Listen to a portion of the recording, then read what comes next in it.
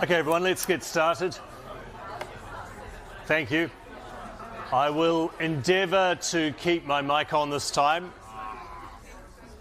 I understand that the mic was off and therefore the recording was useless on Monday, so I apologise for that if you were relying on the recording for Monday, but the 3 p.m. class's recording was fine, so I have double-checked that the mute button is not on, so we should be good to go. Okay. We are looking today at the statutory intervention to try and deal with the concerns that the House of Lords had in the fibrosis spolka case, which we looked at on Monday. So what we've seen already is that the common law's position when it comes to contracts that are held to be frustrated is that everything that was due and owing, all performance that was due and owing, whether that's the payment of money or the provision of services prior to the date of the frustrating event, is to be treated as due and owing and therefore still must be performed even if subsequently the contract has become frustrated. So if you owed money under the contract today and tomorrow the contract becomes frustrated, you still have to pay that amount you are owing today. Similarly, if you have to provide services or goods prior to the contract being frustrated and it is frustrated, then you still have to provide those goods or services. But any obligations that occur under the contract after the date of frustration do not have to be performed, because the contract after the date of frustration is void, is no longer in effect. There is no contractual obligation compelling performance. Which makes sense and is logically consistent, I think.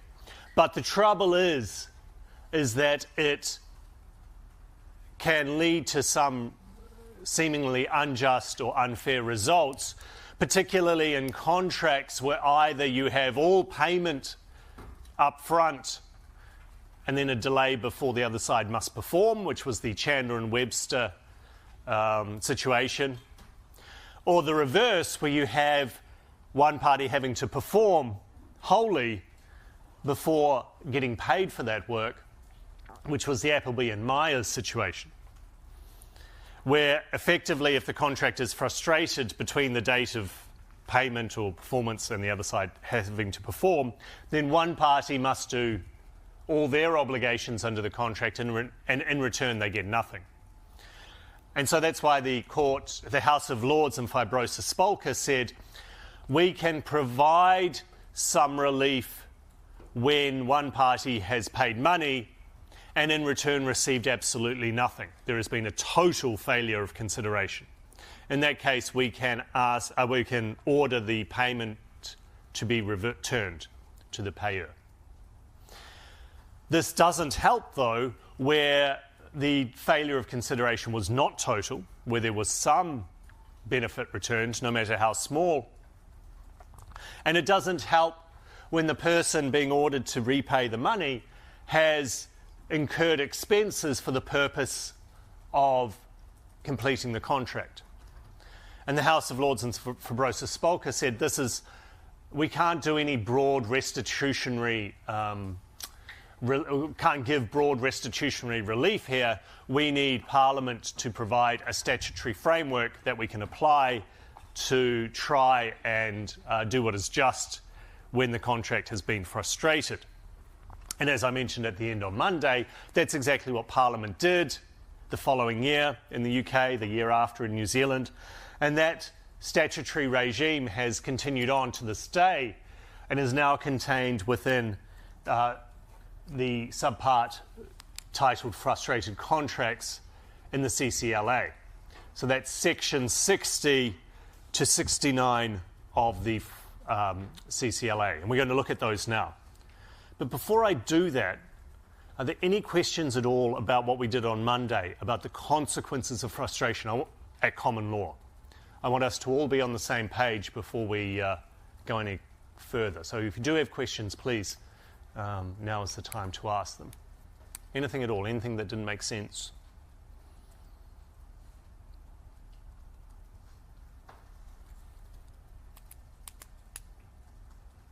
You're all happy? Good. Okay.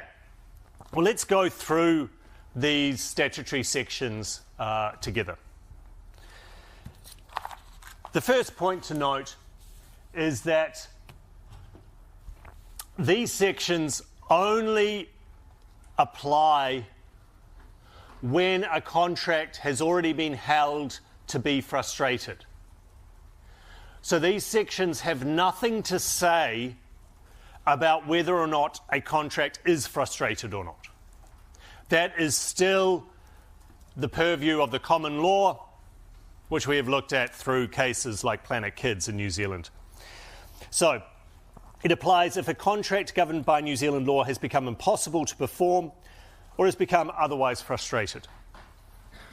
And because of that, the parties have been discharged from further performance of the contract.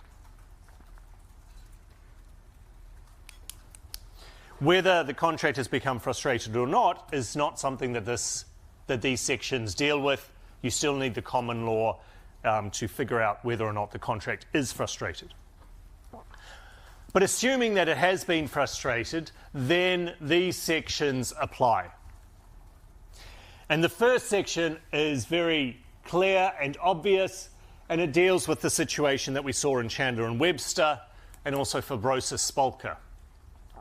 And that section says that all money paid or payable under the contract before the time of discharge is recoverable from the party whom it was paid to,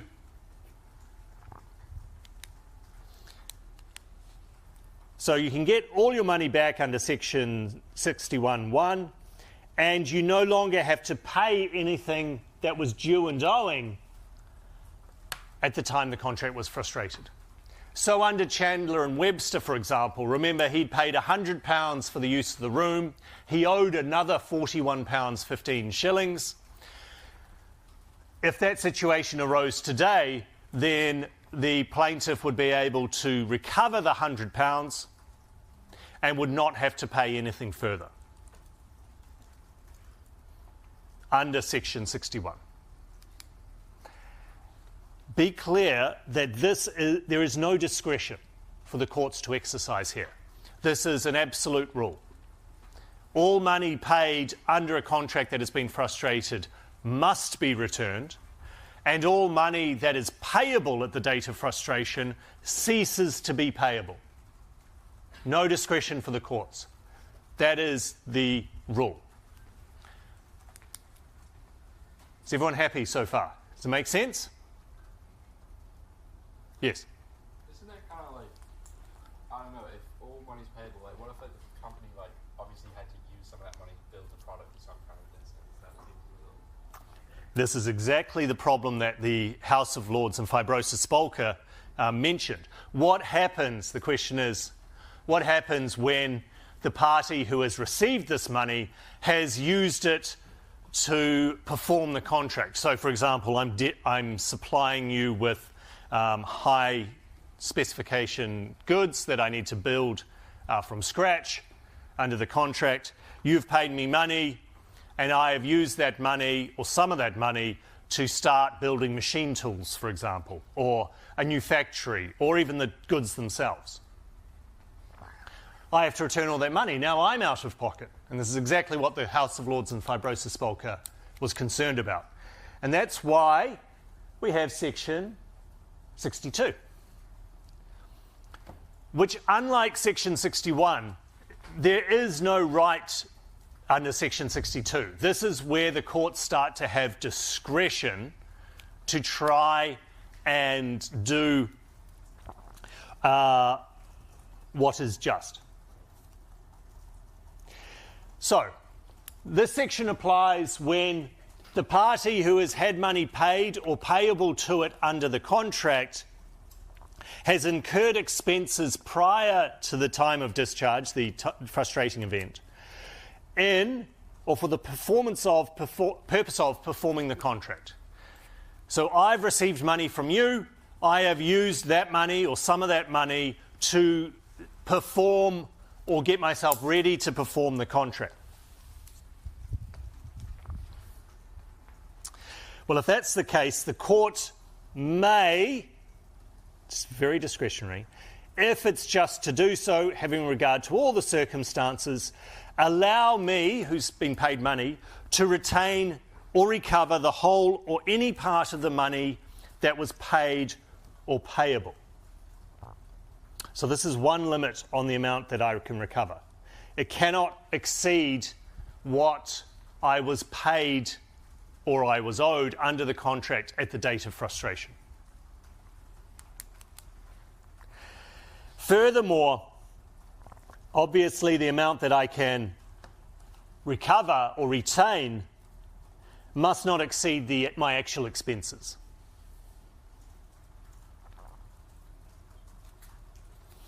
So, let's say I'm party A. Let's say party A has paid me money and I'm party B, and I've used, and let's say they've paid me $100. I've used that money to go and spend $50 to build a factory. We're monopoly money, obviously. There we go, there you can see that. Under section 61, party A is entitled to that $100 back as of right. However, party B can then apply to the court under section 62 to retain some of that $100.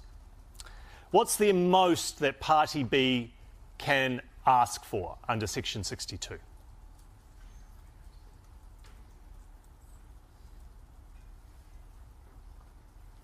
The most, yeah. Excellent, 50, because 50 is the expenses that they have incurred. Okay, let's change the facts slightly. What happens if party B has gone and built a factory for $150? What is the most that party B could retain under section 62?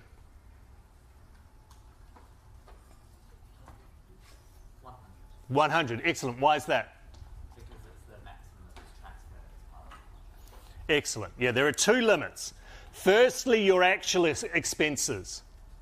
But secondly, the amount under the contract that was paid or payable prior to the date of discharge by party A. Yes? I might have missed something, but does the expenditure have to be for the performance of your obligations under that contract for which you receive the money? Yeah, there has to be a causal link. So the question is, do you need to have spent that money for the purpose of performing the contract? Absolutely. So you look at subsection 1, the last clause.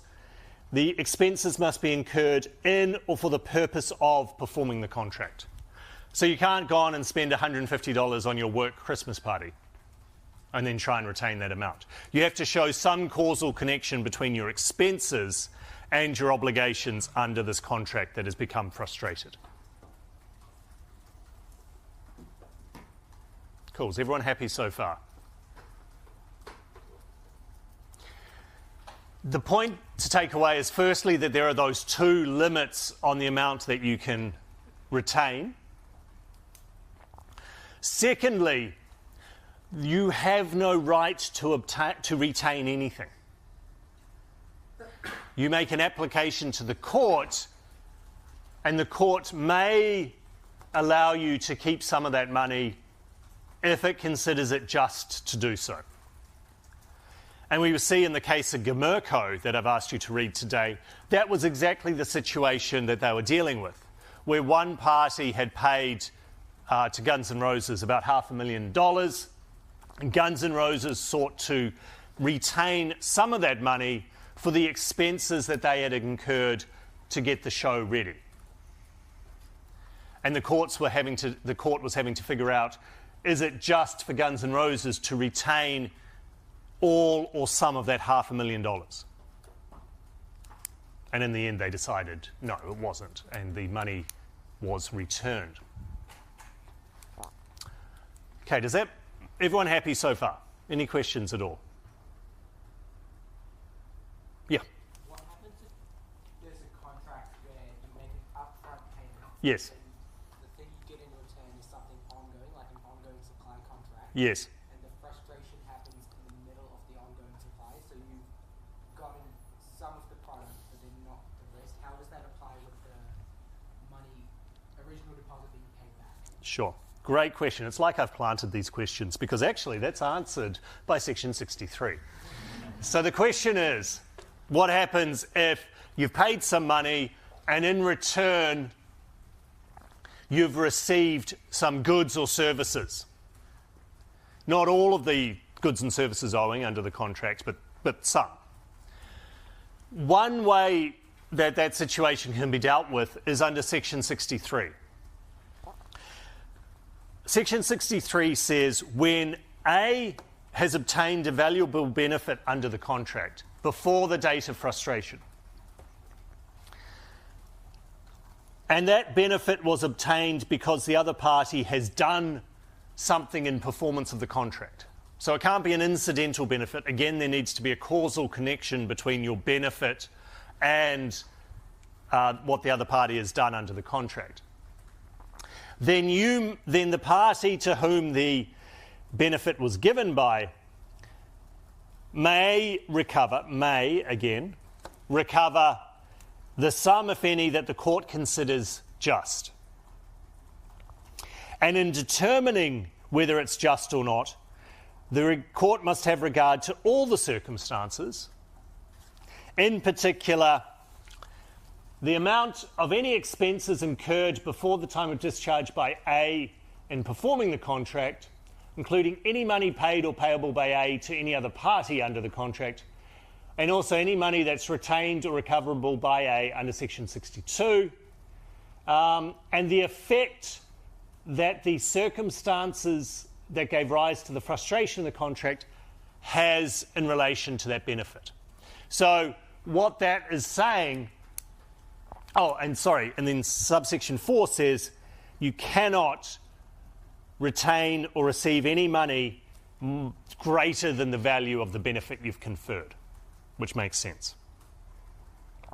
And a benefit is not the payment of money. So we're not talking about payments of money here. We're talking about the provision of goods and services. So this is to deal with the situation, for example, in Appleby and Meyer, where the plaintiff had built machinery on the defendant's in the defendant's factory and had maintained it for some time, but not for the 2 years stipulated under the contract. Under section 63, the builder and maintainer of the machinery could apply to the court and say, Your Honour, I'm not entitled to any money under the contract yet because I have not completed my obligations under the contract, which entitles me to payment under that contract. However, under section 63, I should be granted some money from the factory owner because I have given a valuable benefit to the factory owner prior to the fire breaking out. I have built this machinery and then maintained it, and the machinery has increased the output of the factory by 10% over that time, or something like that. So you would have to bring evidence to show that that is the case. But if you can do so, then the court, if it considers it just, may allow you an amount of money up to the value of that benefit. Essentially, it's saying the other party should not get the benefit under the contract for free. The problem is you need to show that there was a benefit prior to the date of frustration to the other party. So it's not based upon the work you did. It's based on the benefit the other party got. It's an unjust enrichment thing. So this doesn't help you. For example, if you're a builder building a house and you get 3/4 of the way through building it and a fire burns down the partially completed house. You can't use Section 63 to say, I should be paid some money because I've partially built this house.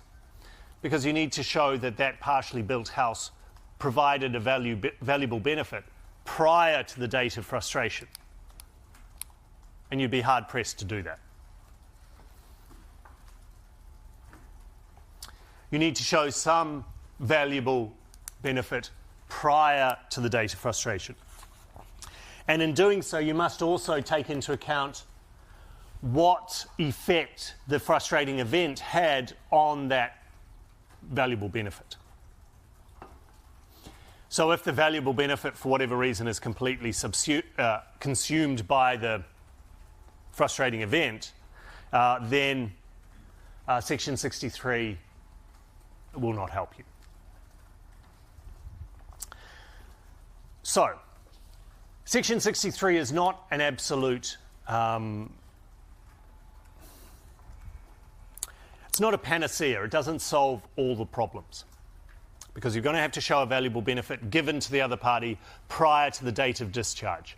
It is not about the fact that you've gone off and done work under the contract, if that work has not provided a benefit to the other party. Does that make sense?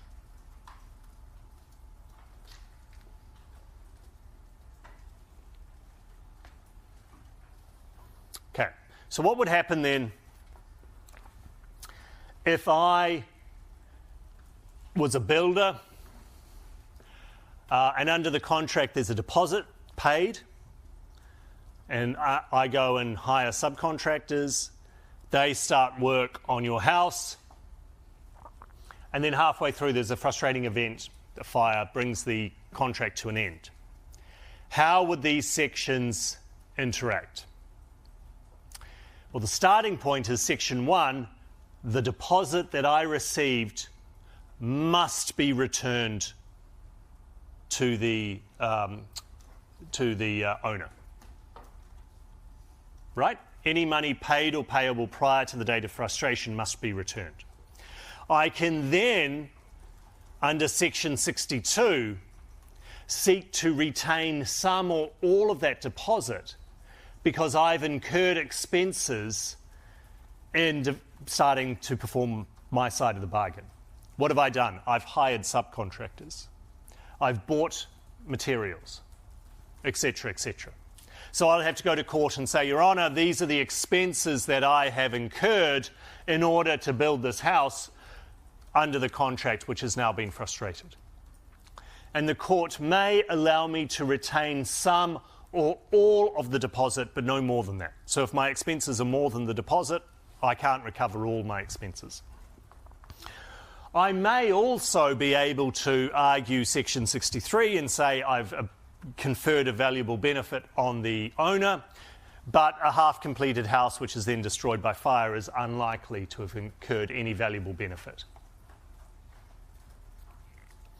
But if you can show somehow that my half-building a house did confer a valuable benefit, perhaps because it's part of a subdivision and this encouraged people to buy other parts of the subdivision because they knew that stuff was going ahead there, then maybe you could use Section 63. Okay, how does that, is that all? Any questions at all about any of that? Yeah. When under Section 62, some of the payable monies might still be retained. Is it always that you, if it was full performance, you can get the full amount back as long as it's under the total amount of the deposit? Yep. And does the court account for the fact that when you buy something for performance, Yes. you might get something out of it? Like if Sure. a builder buys material for a house, Yep. you still get to keep the material. Great. So the question is, if you prove expenses under Section 62, as long as those expenses are less than the money that was paid or payable at the time of frustration, do you get to recoup all those expenses under Section 62? And the answer is no. May retain. The court has a discretion to allow it or not if it considers it just under all the circumstances. And part of those circumstances will be, as you quite rightly point out, well, yes, you've bought the material for the purpose of constructing this house. You didn't use that material. That is still of benefit to you because you can use it for the next project, for example. We'll have a look in Gamerco. Effectively, the court says one of the ways we can exercise our discretion, or one of the proposed ways under Section 62, is to allow someone who proves their expenses to keep everything. And the court says, well, that's not a discretion, that's a rule. And that's not what Section 62 says, and therefore we're not going to follow that. Okay, let's quickly run through the rest of the sections. Section 64 merely saying that a benefit under Section 63 may include a benefit that you have given to a third party if under the contract you were, part of the contractual bargain was to provide that benefit to a third party. So if I contract with you to mow my mother's lawns, the fact that you mowed my mother's lawns when I asked you to under the contract could be a benefit under Section 63 in just the same way as if I'd asked you to mow my lawns. Of course, I have to ask you to do it under the contract. If you go and do it for the goodness out of your heart, then that won't be a benefit for the purposes of Section 63. For the purposes of determining expenses, you may look at things like overheads or work or services. So it's just, again, telling you that pretty much anything is available under expenses. Insurance money. So any money that you receive because of an insurance policy payout related to the frustrating event is not to be counted by the courts in determining whether it's just to allow one party or other to keep money. So the fact that you've got an insurance policy which has paid you out is not anything the courts can take into account. The point is here is that your insurance dealings is a separate matter from the contract between A and B. Insurance is something the courts should encourage, or do want to encourage, and therefore you shouldn't be in a worse position because you've taken out insurance than you would be if you didn't take out insurance. The only proviso to that is if there was actually an obligation under the contract to take out insurance, because then the fact that you took out insurance is part of the risk allocation that the parties bargained for. So then the courts can take into account money you've received under an insurance payout because that was what the contract asked for. Section 67 says that if the parties themselves provided for in the contract what was to occur upon the contract becoming frustrated, then the court must give effect to that provision. So essentially, the party's own bargain and risk allocation takes precedent over these sections. Okay, because these sections are designed to make it just between the parties. If the parties have already worked that out for themselves, then we'll continue to enforce that. Section 68 is important as well. Essentially, Section 68 says that if you have an ongoing arrangement, or if you have one part of your arrangement, of this contractual arrangement, which can be severed and was completely performed prior to the date of frustration, then we carve that part of the arrangement or bargain out and we give effect to that part, and we only apply sections 60 to 66, these other sections we've been looking at, to the part of the contract that was not severed. What do I mean by that? So say you've got an account with a supplier, and it's a monthly account, and every month you're buying goods, and then at the end of the month you settle the account by paying money. If the court says, well, this is a long-term contract which has now become frustrated, what they'll do is they will sever off those months that the parties have performed fully their obligations. And they'll say, we're not going to touch those. We're only going to look at the part of the contract that has not been fully performed at the date of frustration. Okay? Yeah? Does that mean in some situations the courts have to consider whether there's still consideration of those parts of the contract that have been performed? Yes, they'll look at everything and they'll say, okay, well, look, okay, well, think about it this way. Like if you've got a charter party arrangement, a shipping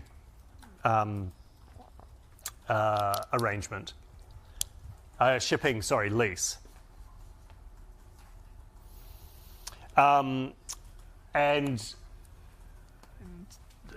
accepting that some shipping leases are not covered by these sections, but say that you've got it whereby the ship owner will take the ship to this port for a certain amount, and then we'll take the ship to another port for a certain amount, and then to another port for a certain amount. And it's very clearly identifiable under the contract which performance was for which consideration or which amount. Then if part of those legs of the voyage have been completed, the court will sever those legs off and say, okay, well, you've already done your side of the bargain and been paid for it for that leg. You've done this part of the bargain and been paid for it for this leg. Therefore, we'll just keep those as done. We'll sever them off, and we will only look at the rest of the contract which was actually affected by the frustrating event. Because actually, if you think about it, this is really a shortcut, because presumably applying those other sections, you would probably get to the same result anyway. That the other party would pay the money back, but then would get paid for the services they'd rendered. And how would you figure out what amount they should be paid? You'd look at the contract and say, well, that's what you agreed to, so it would probably be just to allow you to get that money back. So this is a shortcut to say, this part of the contract's already been done, it's already been paid for, let's sever it off and treat it as being done. And let's not disturb it. Let's only look at the parts of the contract which were actually affected, or performance was actually affected by the frustrating event. Really, that's going to apply to longer term contracts that have easily discrete parts that can be paid for and that are priced into the contract as discrete parts.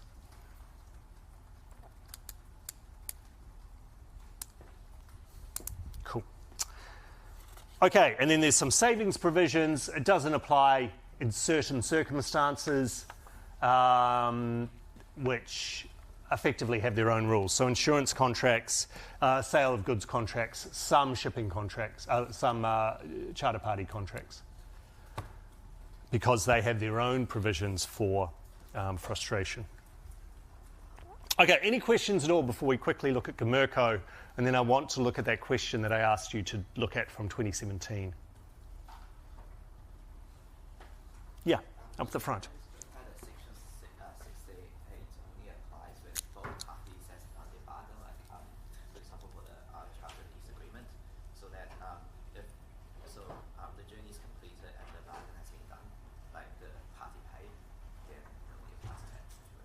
Yes, we're both parties. So, but not necessarily when it's paid. When it's payable as well, that can also count. So if that part of the voyage has been completed and the money is owing, then that can be considered as separate as well. Yeah, that's right. Cool, any other questions? Okay, GMERCO, very, very quickly. Sorry, this is effectively everything that I just talked about. You can read that. GMERCO, Guns N' Roses concert in Madrid. This is a UK case, but for our purposes, the statutory law in the UK is exactly the same as that in the CCLA. It's numbered differently. It's set out a bit nicer in the CCLA now. But it is still highly relevant because, as I say, we just copied the UK law word for word, effectively. What this is looking at is section 62, which remember was that, that set-off section. And when can you recover or keep some of the deposit paid when you have incurred expenses? So the Guns N' Roses concert in Madrid, 1992, the stadium prior to the concert going ahead was deemed unsafe and the concert was cancelled. The question was this a breach of contract by either party or was instead the contract frustrated? And the court said, look, there was no absolute obligation by the plaintiff to provide a stadium, a safe stadium. The plaintiff, by the way, was the promoter who arranged the concert. Guns N' Roses came into play.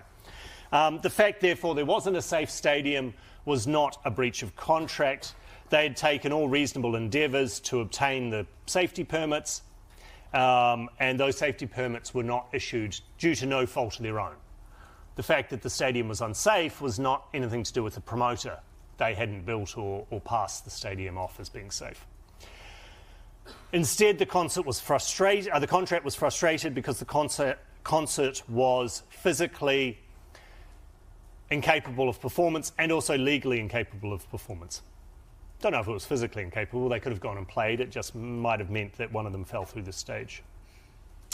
Okay, so the contract was held to be frustrated. The plaintiff, the tour promoter, had already paid Guns N' Roses over $400,000 as a deposit. They, under the equivalent of Section 61, sought to recover that money. And remember, under Section 61, they have a right to the return of that money.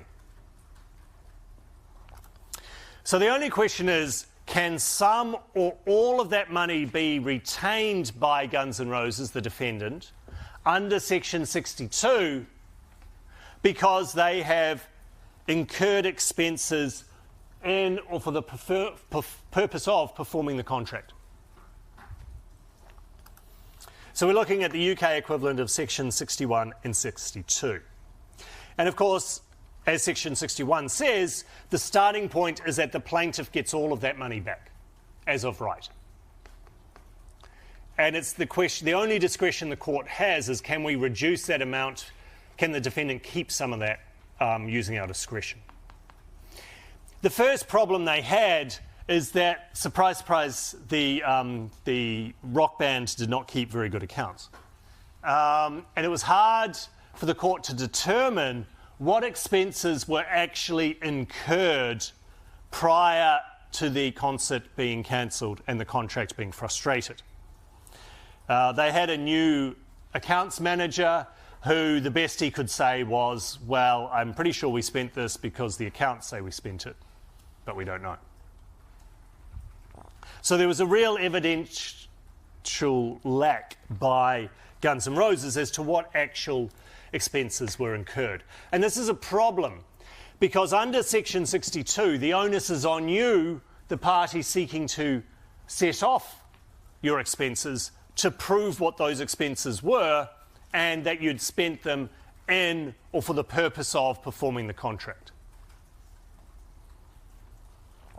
So you have to prove that those expenses were made, and then you have to show or argue why the court should consider it just to provide the set-off and exercise its discretion in your favour under Section 62.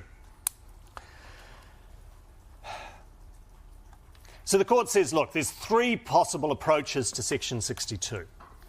Firstly, any expenses proven are retained, which is the sort of rule we were questioned about before, that if you prove the expense, you get to keep it. And the court says, no, that's not actually what the section says. The courts have to only allow you to keep the expenses if it's just to do so. And it may not be just for you to retain some or all of your expenses. Okay, well, what about if we just split the losses? What if we just say, okay, someone's going to be down $412,500 in this case. Let's just split the difference. So you both get $200,000 less. And the court says, well, in some cases that might be just, but again, that is not exercising a broad discretion. The key point is that any of these approaches would in fact be a rule that would apply in all cases, which is not what the wording of Section 62 says. And so, surprise, surprise, the court says, why don't we just do what the section demands of us, which is to exercise a broad discretion in each case.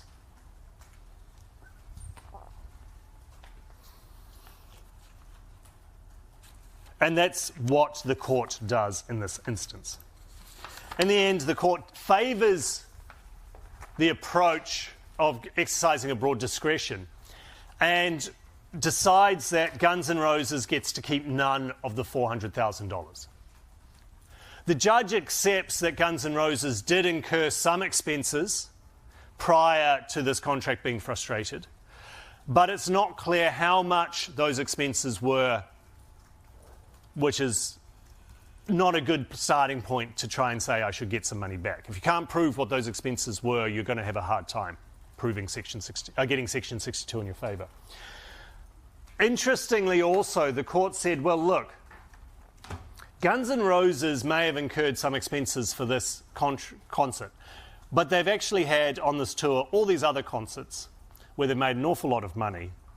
The promoter is going to lose out everything because of this cancellation. And so that was a factor they took in. So it wasn't just the relationship between the parties, but the broader impact of this frustrating event upon the financial health of both parties. And so the court said, look, in these instances, we are not going to allow any set-off under Section 62.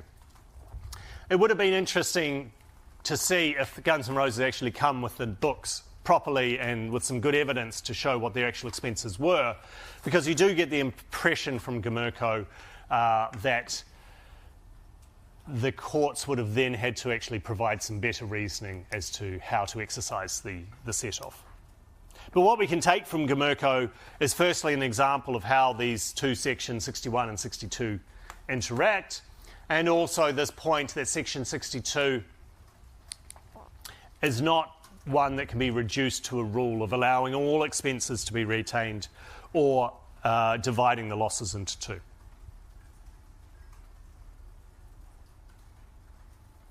Yeah. Does this case then stand for that proposition that you can look at other parts of the relationship that are beyond the contract itself? Or is it kind of just like the evidence in here was quite bad, so you can't really rely on that? No, I think you can rely on it to say, look, this was a factor that obviously was part of the court's reasoning under Section 62, and therefore we should use it in this case as well, Your Honour. And the other party might say, no, this case doesn't stand for that. It's actually about the fact that the evidence was lacking, or that we shouldn't place too much weight on that. Because there are some interesting questions around how far the court should draw its net in terms of deciding if it's just. But then again, Gumurko does stand for the fact that it's a broad discretion, and it does, under the section, allow the court to have regard to all the circumstances. So it's not impermissible under the section itself. It also shows Gumurko that in these cases, usually one or both parties are going to lose out if the contract's frustrated. These sections do not provide a magic wand which allows all parties to walk away without suffering any loss. It's just trying to apportion those losses in a more fair and just way than the common law did. Okay, I very quickly want to tie this all up in the last 7 minutes we have by looking at a question that I set for the 2017 exam, which is this one here.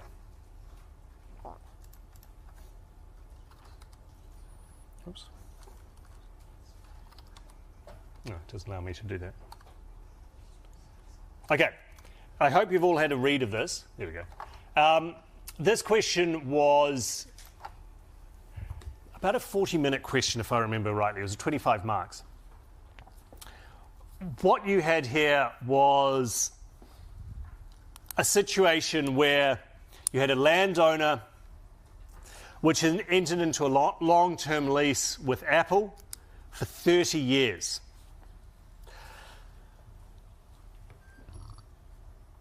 And Apple would pay very generously above market value, and there was a guaranteed price, lease rental escalation clause. So effectively, they were getting 4% extra every year for 30 years.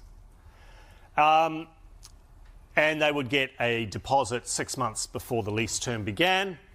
The reason why Apple wanted this land was to build a water bottling factory where they would bottle New Zealand water and then export it. In return, Octavian obviously had to give them use of the land, and there were a number of tenants already in the land that needed to be evicted, and then a factory on Apple's specifications needed to be built. And what happened was, prior to the lease term actually beginning, so after the contract was entered into but prior to the lease beginning, the bottling and export of New Zealand water was made illegal by a change of government. By this time, Apple had paid a $300,000 deposit, and Octavian had spent $500,000 buying out the existing tenants, and spent another $2.5 million demolishing the old buildings and building a custom-built bottling plant. And the question is, advise Octavian as to its rights. So the first point to argue about is whether or not this long-term lease has become frustrated due to the change in government and the making of the bottling and exporting of water illegal. Is this a case where the contract is physically impossible? No, why not? Yeah? They can still choose to have all the contractors. They can still choose to keep bottling water despite the legislation. There's nothing physically stopping them from doing that. Yeah, so what's the contract? It's a lease agreement, right? Can Octavian give sole possession of the property to Apple? Can Apple take possession and pay the money? Great. So the contract is not physically impossible. So you can't argue physical impossibility leading to frustration. What do you have to argue, or what grounds or what case are you going to use to try and argue this is frustrated if you're Apple? Sorry? Excellent. The foundation or the purpose of the contract has been removed. The sort of Crowell and Henry case. Remember that you could still use the room, but you couldn't use it for the purpose which the contract was entered into. So that's what I wanted students to discuss, whether or not the undermining of the reason Apple wanted this warehouse or this land was a frustrating event or not. The reason has been made illegal, whether that's a frustrating event. And I wanted you to discuss such factors as the fact that it's a long-term agreement, which suggests that there's a risk that things like this could happen. There's no guarantee over 30 years what will happen to the New Zealand bottling and export water market. And the fact that this is a lease where really Octavian really only wants the money, doesn't really care what the land is being used for. There can't be said to be a common purpose between the two. On the other hand, Octavian was asked and did construct a specific warehouse for a particular purpose that it knew about, which suggests that this is more you could argue, more of a common purpose. I think that whether or not you find it frustrated depends on your view on Crowell and Henry, and I think it's arguable either way. But in this case, that's not what in this question, that's not what I asked just. I didn't just ask whether it's frustrated. I said, more generally, I want your advise Octavian as to its legal rights. So I would expect students to also say, if it is frustrated, what remedies or relief would Octavian have? And I would want students to apply Section 61 and potentially Section 62. Because if we remember, we go back to those sections, that is the fact that money spent is returned and any expenses may be offset against that money spent. So you'd start off and you'd say, if it is frustrated, then Apple is entitled as of right under Section 61 to get the $300,000 back. Because that's money paid prior to the date of frustration. And Octavian may be able to offset its losses. What losses has it suffered? It's spent $500,000 evicting tenants, and it's built a factory worth $2.5 million. Now, maybe that factory is still worth something. I mean, it's a bespoke factory, but presumably it's still worth something. So maybe, though, that will be taken into account as well. But I'd want students to identify that there's $3 million worth of expenses that Octavian has expended, may be able to recover some of them under Section 62. But how much? What's the most that Octavian could recover under Section 62? What's the upper limit? $300,000. Either way, Octavian's going to be well out of pocket. And then I would want students to discuss a broad discretion under GMERCO for determining whether Octavian gets to keep anything. I quite like this problem, actually. It's a good one. Is there any questions at all about that? I know we've run out of time, but is there anything at all make sense? With this, what we've just discussed in mind, go and practice this.